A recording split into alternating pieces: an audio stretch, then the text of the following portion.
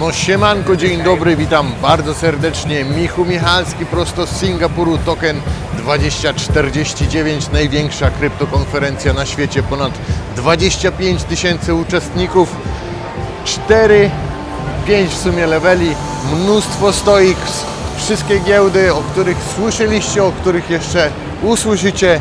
Mnóstwo rzeczy tutaj się dzieje, naprawdę. Wczoraj od 6 rano na nogach do 23 dopiero wróciłem do hotelu się zalogować. Także bardzo męczący dzień. Dzisiaj trochę nogi mi wchodzą w dupę.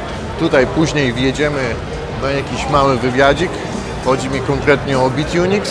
A teraz lecimy na górę, ponieważ tam będzie fajna prelekcja, gdzie będziemy mogli posłuchać Artura Hayesa i Toma Lee. Będzie rozmowa na temat stablecoinów chyba, już nie pamiętam, ale jest to na 4. piętrze, także najpierw wjedziemy na 5. piętro, z kimś się spotkać, a później zjedziemy lekko niżej i robimy sidequesty po kolei.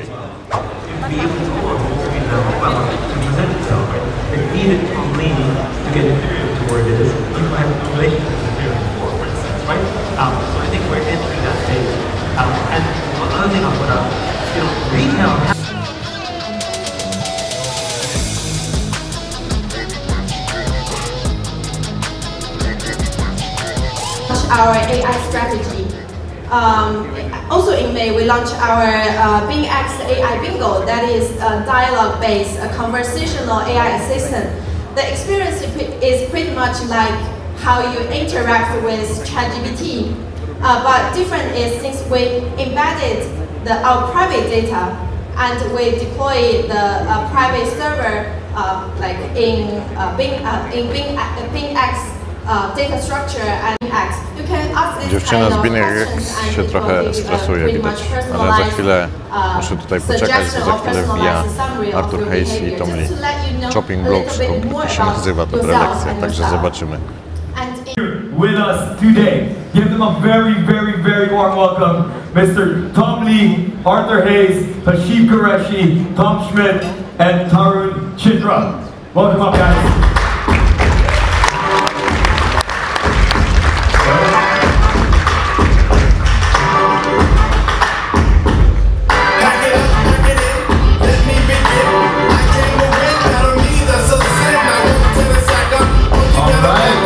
Hello Singapore, welcome back. So we were here last year, let's do the quick intro. Hello everybody, welcome to the Chopping Block. Every couple weeks, 4 of us get together and give the industry insider's perspective on the crypto topics of the day. So quick intros, first you got Tarun, the Giga Brain, and Graham Kubat and Gromit. Yo. Next you got Tom, DeFi Maven and Master of Memes. Hello everyone. Joining us once again, we've got Artur Hayes, the Arbiter of Alpha at Maelstrom. Good afternoon, motherfuckers. Today we've got Tom Lee, the Eve Baron and Bull Poster in Chief at Bitmine. Hello. And I am Steve, the head hype man at Dragonfly. We're early stage investors in crypto, but I want to caveat that nothing we say here is investment advice, legal advice, or even life advice. Please buy every token that we talk about. Yeah, exactly. Please talk about text messages for more disclosures. So we're back here again at Token 2049, and we were just reflecting backstage on what it was like last year. So if you remember, if you were winding the clock back to before Trump was our dear leader, Token 2049, it was all about meme coins. There was Solana Breakpoint next door. If you remember Iggy Azalea, there was this big scandal. And I remember you were on stage with us, and you were talking shit about Jason Derulo, who hit you up and like wanted to throw a party with you, and you were like, screw off. What is you had a celebrity run-in again recently. Tell us about it. Yeah, so Waka Flocka Flame hit me up on Twitter. He's like, yo, I want to like reinvigorate the Flocka token, and if you look at the chart, it's like 0 basically. Needs a lot of vigor. Yeah, it needs a lot of help. But you know, me and my chief of staff got on a call with them, and they pitched us something about streaming and attribution of artist rights. It actually sounds not too bad. I'd love to dig into it more. But okay, so you're not shitting on them directly. I mean, the token's dog shit, but like maybe we can get at it. Okay. I'm not buying it, to be fair. No, but I was He's in it for the tech, not for the token. We all know Arthur's in it for the tech. Okay, that's very good. What's the vibe been in 2049 this year? Traffic. Traffic? That is true. I would say it's like almost comfortably boring. You know, I contrast like the meme coins with now walk around. everyone wants to talk about stablecoins, everyone wants to talk about DATs, no offense, Tom. But it's just like a very different vibe than, like you said, last year at like the Iggy Azalea stripper party. Yeah, but it was not as many shoots last year, more stripper outfits, but now we've got Tom. Tom, how did it feel being at a much more institutional version of Token 449? There's great energy, a huge turnout. I think there's been a lot of the right people here, and we've had tons of meetings, so it's been very productive. Okay, more productive than the stripper party last year? I did not partake. So. That makes sense. Okay, so let's talk about DATs. So for those of you who don't know, DATs stands for Digital Asset Treasuries. These are the micro-strategization of everything. We have here on stage with us Tom, who is the chairman of BitMine. BitMine is by far the largest ETH treasury. They're huge, accumulating very rapidly. They've got about 2.65 million ETH, over 2% of the entire ETH supply, now being held by Mr. Tom Lee. It's worth noting, we've seen a lot of consolidation in the trading volume around these DATs. It used to be we had all these different ETH DATs in the running. Now, 90% of the daily trading volume of all the ETHs is just MicroStrategy and BitMine. Everything else is a tiny sliver at this point of all the trading volume. I have to ask Tom Lee, the feeling from most people that I talk to is that you are the savior of Ethereum. How do you... That's a big job. Yeah, it is. I think Ethereum was in great shape on its own. I think that the Ethereum Foundation has prioritized the right things that happen to have happened this year. And of course, stablecoins have come along. That's really ignited the demand for blockchain. And I think BitMine just got lucky on the timing. Well, it's definitely true. There's a lot of other stuff happening with the foundation shakeup and just kind of a repositioning of the Ethereum narrative. But it also does feel like you are now basically Chief Marketing Officer of Ethereum. Got it. I can add that to my title. Yeah, you should. Yeah. What's been your sense, Arthur, of the whole DAT media with respect to how it's moved ETH and reinvigorated the narrative? I mean, people love listening to this guy on CNBC, so fuck it. If he wants to go on and beat the fucking drum, brother. Like, let's go. So I love it. We need more Tom Lees. Every fucking shitcoin needs a Tom Lee. Is that possible? I feel like that. Yeah, every shitcoin. Great. Let me ask you this: what do you think you have done well that some of the other people trying to be the Tom Lees for shitcoins have not done well? Well, I think that BitMine, number one, was really thoughtful in terms of communicating. You know, we've kept the message really simple that ETH is in a super cycle. We communicate that through our website with our presentations and our chairman's message videos. I think BitMine has had a lot of connectivity to the institutional world. Cathie Woods made a big public investment in BitMine pretty early. It's now a top 10 holding for ARK. That's drawn other institutional investors into it. And I think that process has created the flywheel. And that's why we're the 26th most traded stock in the US today. And between us and MicroStrategy, as you point out, we're really creating the liquidity in the DATs. Yeah. So what do you attribute then? So you guys are now also expanding beyond just Ethereum. So there was a recent announcement that you guys were, I think it was like seeding the WorldCoin DAT, and you guys are like kind of got your eyes open. Tell me about that part of the strategy. Well, I think BitMine wants to play a role in helping Ethereum make it to the next 15 years, and that's helping identify, you know, projects that are important that will use a lot more ETH and burn gas. It's also helping seed other payment rails that come onto ETH, and of course we're working, you know, very closely with the Ethereum Foundation to really identify and prioritize upgrades. So I think part of that is also investing in projects that really stand out. So Orbs, ECO, which is a WorldCoin DAT, as A16Z points out, are the 11 things that AI really cares about. One is proof of humanity, and World is really one of the first projects. You know, there are almost 17 million people that have been verified human. I mean, I think protecting humanity, you know, is a big priority on the blockchain. So one of my pet theories, I think we've talked about before on the show, is that part of what DATs do, beyond just, okay, it's an institutional vehicle that you can invest into the underlying, it also allows there to be this sort of Wall Street CEO for a chain that can kind of do things that the foundation can't do. right? It's sort of like, look, you know, Vitalik or Tomasz, who co-runs the EF, he can't really go on CNBC. He can't really like bullpost Ethereum quite the same way that you can. He can't like post TA. It's just like it's not cool to do that. And so in a way, like these DATs, they kind of allow this outsourced chief marketing officer to speak a different language to Wall Street, which is something that crypto has really been missing, despite the fact that it's been so financialized. I think you are, in my mind, you're kind of the epitome of that. Here's what you guys think of, like, going forward, the DAT stuff, we can see very clearly it's dying down. MNAVs are compressing, fewer and fewer one of these are coming to market. How do you guys think, where is this going? Where are DATs going to be in 2, 3, 5 years? Well, I was going to ask Tom, I feel like the projection and the timeline for DATs is so, it's accelerating and moving faster than I think even we thought. I think most ETH DATs are now below MNAV. So what do you think they're going to do? Are they going to dump a bunch of ETH and try to buy back the shares? Is someone going to scoop them up? Are they going to pivot to AI? Like, you know, what would you do, or what do you think they're going to do? Yeah, someone told me today there's 70 ETH DATs, which is a lot. You know, if you look at traditional public markets, investors can back 2 to 3, maybe 4. So there, within that universe, you know, there'll probably be multiple winners, but institutions can't buy 70 DATs. I think the ones that are trading below MNAV have an existential question. I don't think a DAT should trade below NAV, so there is a negative message from that. I don't know if they should convert to an ETF. I don't know if they should unwind. They could consolidate. I don't think they should trade below NAV. I mean, but of course it's the market. Skill issue is what you're saying. The skill issue is what you're saying. Yeah, I mean, you know, no ETF trades below NAV.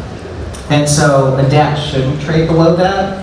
I think if they threaten to turn into an ETF in some way, that they would always trade it now. I mean, that should be the floor. Drew, what's your take? Well, I definitely buy the consolidation thing. I feel like the Solana DATs have really been messaging this, like, we're going to consolidate. There's no way there's going to be 20 of them. But the thing that's weird to me is there's still people launching DATs for like low market cap coins, like $1 to $3 billion market cap. I don't understand how that's even possible to keep those things alive. Like, why are people still launching them? Because the banker makes 5%. You know, yeah, but like, I feel like the people running those, like, that's only, like, it's a nightmare. Like, imagine, Tom, you had to run a $3 billion market cap coin DAT right now, and someone's like, yeah, I'll give you like 1% of the float, but you have to manage that. Like, would you want to do that? Yeah, I mean, it seems like that could break down the reflexivity. You know, the reflexivity you want is that a DAT is a permanent holder of the token, but you don't want them to be so big that you actually, the power law has negative attribution. That's why Bitmine doesn't want to really exceed 10% of ETH, and the target is 5. So if there's a small coin with small, you know, float, I think that the DAT might help communicate the virtues of that coin, but you don't want it to be so big that it's the bag holder. There was a lot of drama around the ZeroG DAT, which is a token that went live recently, but the DAT closed before the token was live. So they like contributed tokens that did not have a market price and like marketed it to some number that they were like, yeah, it's worth this.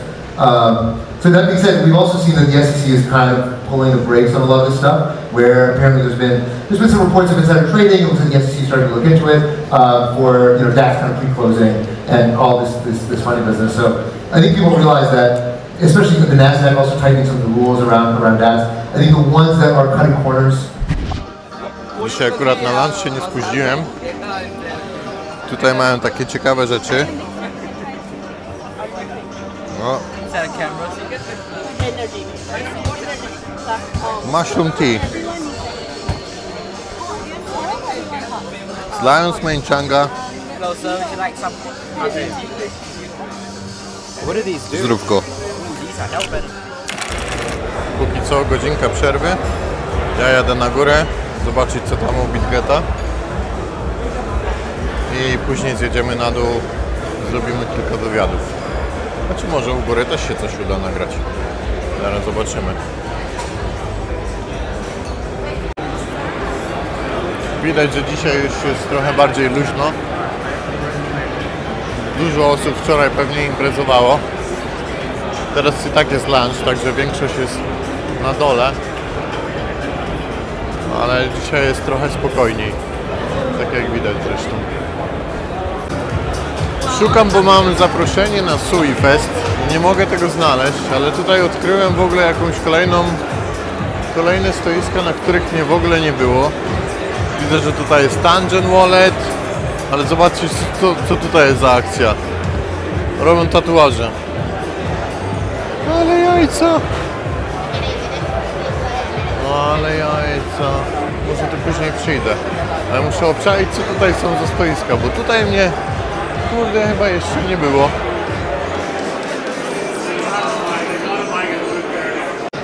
Tutaj mamy stoisko na przykład o Volto. Tutaj jest Wasabi. Ciekawa karta, rozmawiałem przed chwilą z nimi. Oni dostarczają karty do większości kart, których my używamy. Więc z tego, co udało mi się dowiedzieć, oni powinni mieć najniższe fee. Mam do nich kontakt. Są podczas rozmów regulacyjnych, nie mogli dać teraz wywiadu, ale bardzo możliwe, że w przyszłości będzie dobrze ich używać ze względu na to, że są po prostu tani. Gdzieś mi ta kamera ucieka. Zamiast mnie to tam śledzi jakiegoś ciemniejszego pana z tyłu. Dobra. Co tutaj mamy dalej?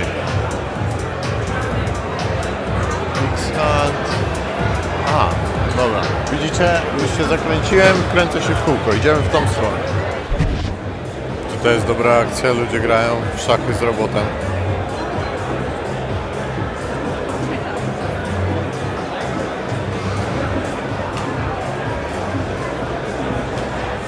Młody, nie daj się.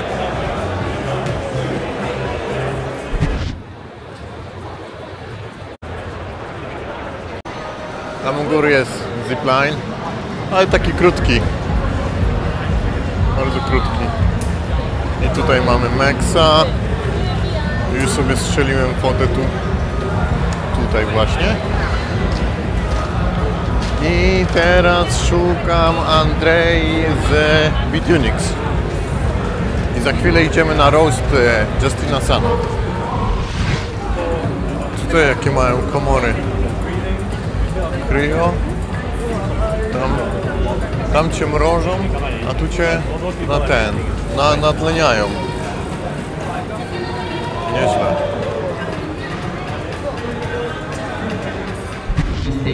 That have these like 20 Nexus. million owners, right? So that means getting every single Startup competition. staker to delegate. Idziemy na tego Justina Sana. Tam jest TJ Miller, to jest taki komik i producent filmowy też chyba. Także będzie zabawnie i jakiś jeden typ tam jest jeszcze z nimi. Także zaraz zobaczymy. A za chwilę tu wrócimy. W ogóle ciekawe, bo OKX nie ma tutaj żadnego stoiska. Niby mają główną scenę, są jednym z głównych sponsorów, a nie mają swojego stoiska. Pytałem się jednego gościa, to mi powiedział, że mają wspólne stoisko razem z Google Cloud. Takie niby tam łączone, ale się z tym za bardzo nie afiszują. Tak to tutaj wygląda. Justin Sun, along with TJ Miller. Come on, guys.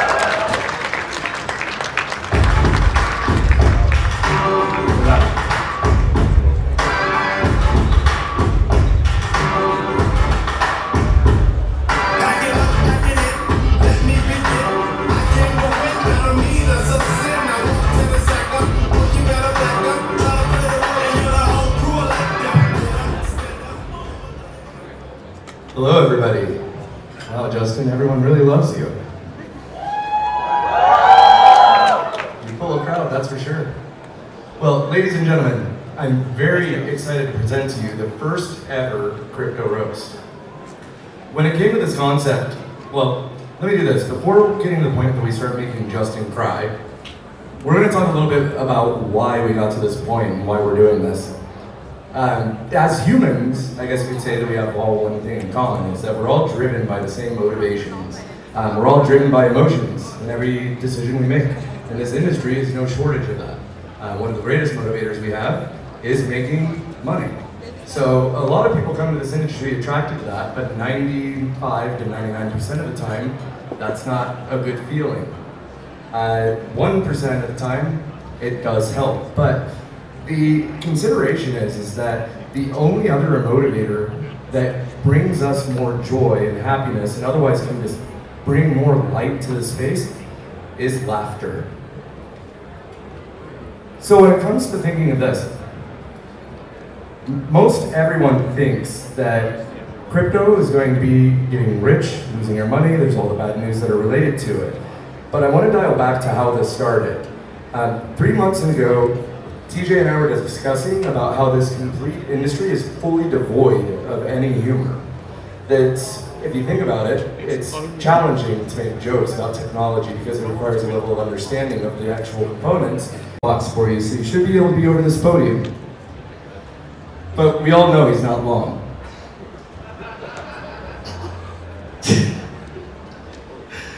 But I'll admit that was a low blow. I do think Justin can take it. But before I hand this off to the true roast master, Mr. TJ Miller, who I know we're all excited to hear, am I right? I want to share a little bit of advice for you before going into this, Justin. A wise man once told me that life is full of failures, but true talent never fades and never falters. And Justin, if there's one thing we know you'll always be good at, you've got some amazing talent with the banana. Please don't hate me after this. The funny part is Justin wasn't allowed to see any of these jokes before coming on here, so we'll see exactly how he feels by the end of this, but it's all in good love, Justin. And truly, thank you for everything you've done for this space. I couldn't be more happy that you're here, and I hope TJ's kinder to you than I was. Thank you so much, everybody. Meeting? No, I'm kidding. This is great. They got us a podium where you can't put a beer. Perfect. And I love this podium doesn't have any place for the microphone. That's how expensive Token is. That's how much money they have. You guys know the tickets were overpriced. It's okay to laugh, by the way. I'm going to say a lot of things that seem maybe a little bit harsh or something that's not true. We are here to celebrate the great Justin Sun. Let's give him a round of applause, everybody. Yes! Let's hear it! Token 2049. A name that doesn't make sense. I'm not going to be able to do the roast. I have a scheduling conflict, so that's it for me. More on that later. I'm going to wonder how many people know anything about what I'm about to talk about. Don't worry, I'll get to the banana. So Justin, I do love your look. You look like somebody put Crypto Bro into an AI image generator. Handsome one, handsome one. I want to say before this roast, I did not know who you were. No, I really didn't. But I Googled Justin Sun, electric cars, legal told me not to say that, space tourism and Warren Buffett, and every result was he did a thing and it didn't really work out. I never knew that an audience would be afraid of a billionaire until I came here and saw you guys all sort of laugh. I am happy to be here. Justin is crypto's most controversial figure because we can trust the media, right? Everything you read is true. Side note, thank you for buying BitTorrent. I was able to get all my movies for free. So I didn't make much Tron off of that. All right, let's begin. Justin Sun is rich. I mean rich. He could buy all the millionaires who buy American politics and elections. You're like Elon Musk, but poor.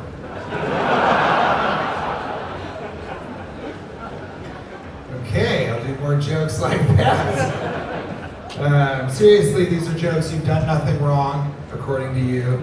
And he has enough money to give this is real. He has enough money to give every single person in here $1 million. And then enough money to have us all killed and take that money back. They like that one! So this is true. I told people back home that I was roasting one of the richest billionaires in the world. And then I looked it up, and you are 398th. So then I was like, oh, I can tell them that he's one of the richest billionaires from China. But let's be honest, we don't know if that's the case either. The math gets kind of fuzzy over there. I definitely know that I'll have a 1 in 398th chance of being jailed for that last comment. It's just that 398 is just not that impressive. You know what I mean? Like, can we at least get to 250 or below? I mean, maybe sell Elon Musk a banana for a couple billion? This is the weirdest. I thank you guys so much for being here. It's as difficult for me to understand what's going on as all of you. There are no panels that are funny, even though that last guy in the hat and the overalls, I fucking love that guy. I'm gonna pick carrots with him. You're invited, Justin. It's gonna cost $1.4 billion. Side note, you're actually, I checked this morning on Forbes, you're actually the 400th richest man on earth, so I didn't want to embarrass you. But that's just kind of the deal. Okay. So, they say that, this is true, you guys, they say that Bill Gates would lose money if he bent over to pick up a $100 bill. Did you know that? Justin Sun would lose money if he came through on any of his promises. It's the roast, we okay? Justin's cool with it. Why are you guys being fucking weird? My favorite picture of Justin Sun, this is my favorite picture of you by far. I've never used a clicker, but there it is! This is on the cover of Forbes. I just love it. Look at that. I think that's so great. It's like you're reaching for something on a shelf that you can't reach, like the top shelf. Like a piggy bank or your integrity.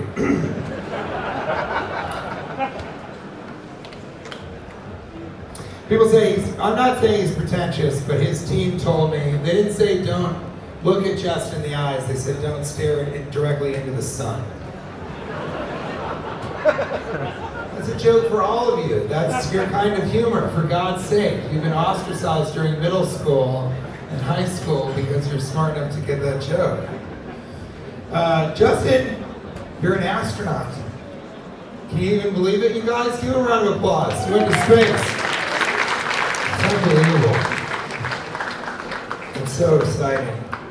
I love that you got up there. You paid tens of millions of dollars for the space flight. We'll get to Warren Buffett later, but then you have scheduling conflicts all the time. How much money does it cost for him to be punctual, do you think? Okay, that girl only there, like that one, that's it. What was the scheduling conflict for the space flight? I got a couple of ideas. The cable guy gave me a window of 9 a.m. until after the space flight. I'm trying to make love to this 6-foot-tall woman, and it's going to take a while for me to get to. Is it 6 meters? I don't know. I'm American. I don't give a shit. So. But let's be honest. We all know the scheduling conflict. It was the only time he could get tickets to Shenyang. Guys, the Chinese traditional dance company. He's only had 4,000 years to. Okay, I'll move on. This really, honestly, I thought this Shenyang shit was gonna kill in Singapore. Did you get travel insurance for space? You gotta get the travel insurance. And you can fake the reason. And you know faking. It's like when you're in bed with a woman and she has an orgasm.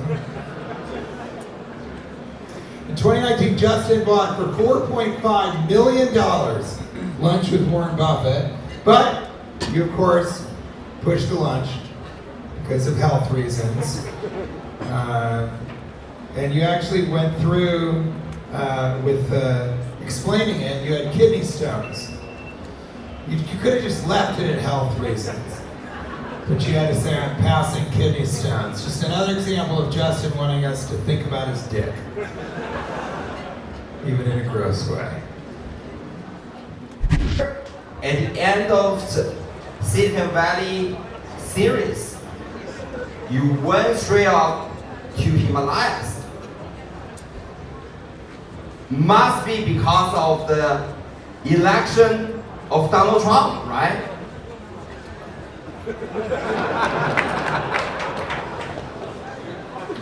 Finally, crypto has finally spread straight up to the Himalayas. Tell me, what do you use to get information up there? Facebook feeds? Facebook feeds. You might think you are early in crypto, but actually it's too late. Even the FTX users is starting to get refund.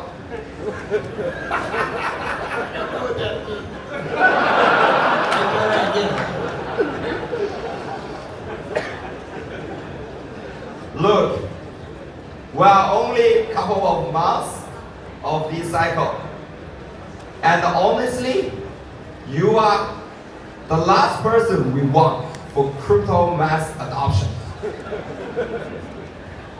Because man, when you showed up, it's not mass adoption, it's mass liquidation.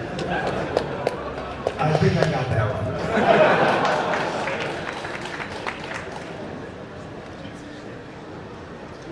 Top signals. Everybody, ready to exit. It's kind of sad, though. We had to make the entire Bitcoin scam just try to trick people in Himalayas on buying crypto. But in crypto, we don't call them scams. We call them TGEs. I think he said TGEs, yes. No worry, TJ. I will hold you up for the next TGE.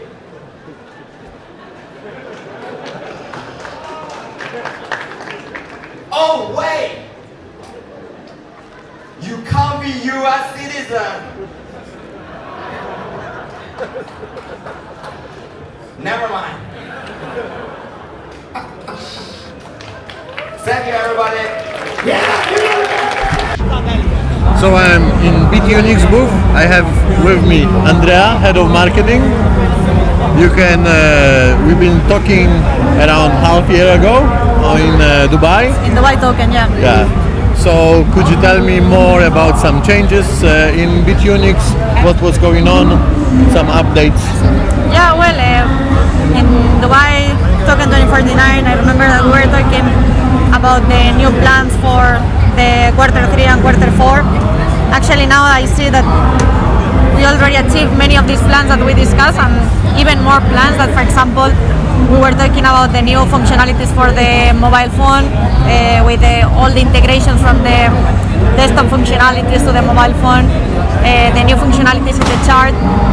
So this is something that we actually reached, as well as we did the 100% integration with TradingView right now, and this is something that all the users are appreciating a lot, and it was not actually in our short-term plans.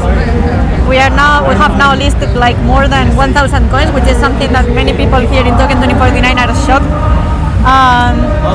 Yeah, and we are actually something that many users were requesting like for a long time. It was to have like a lot of investment plans, a lot of earned products inside the platform.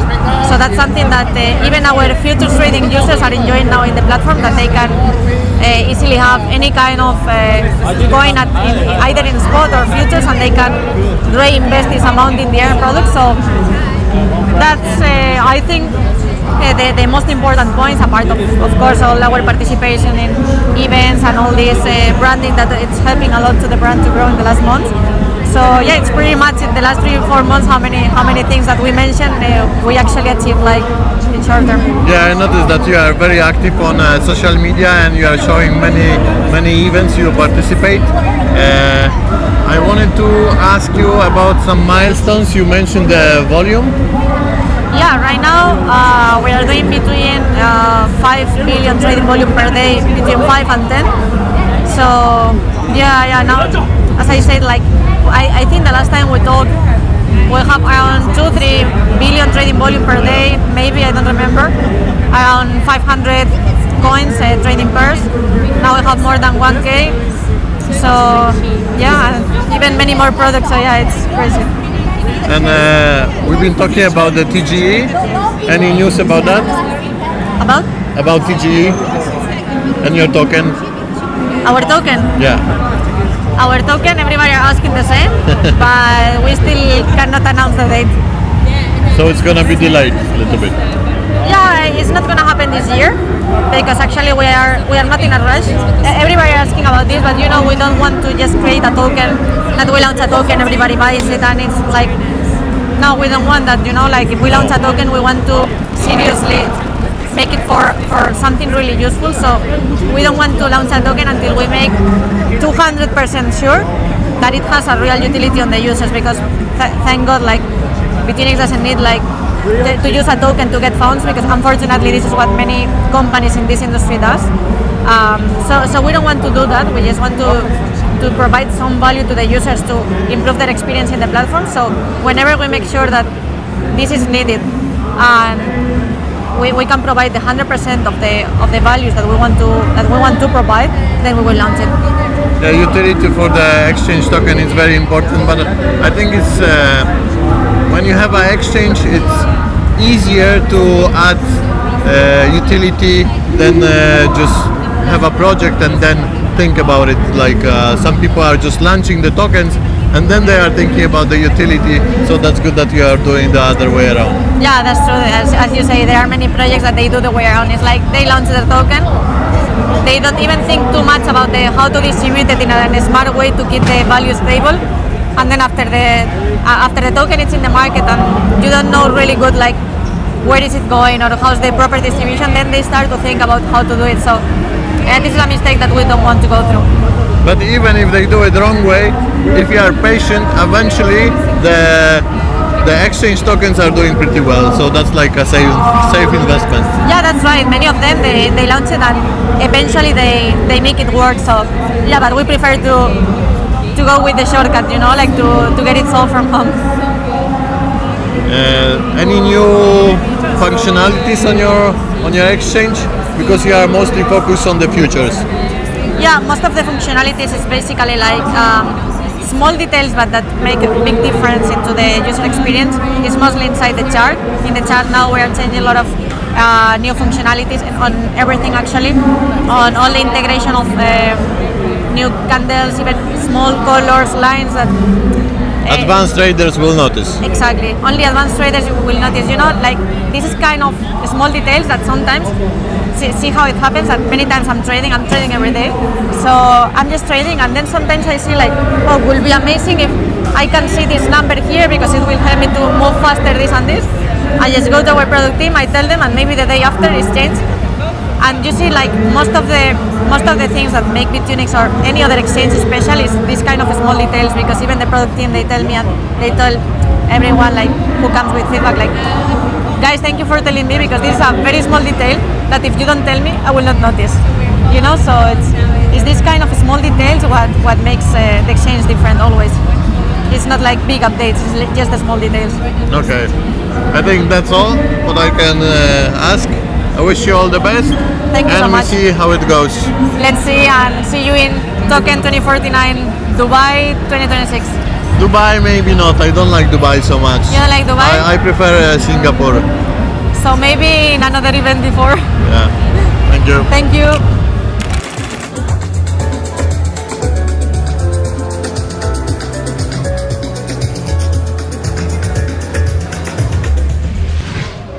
Tutaj mamy kolejne karty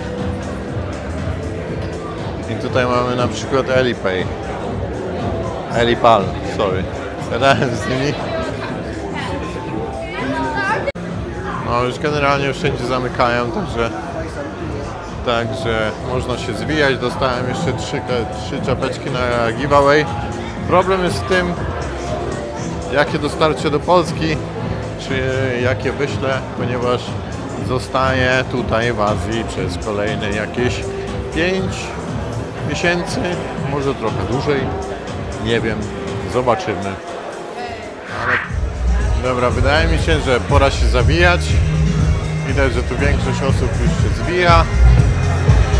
Każdy zadowolony, zmęczony, a my dzisiaj idziemy jeszcze na Meet imprezę urodzinową.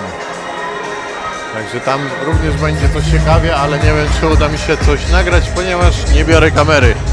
Więc full networking mode. Coś mnie ta kamera zgubiła w ogóle. No ale nic to. To by było na tyle na dzisiaj. Dzięki wielkie za uwagę. Poproszę zostawić łapeczkę w górę i komentarz dla zasięgów. Siemanko, pozdrówki, eloszka.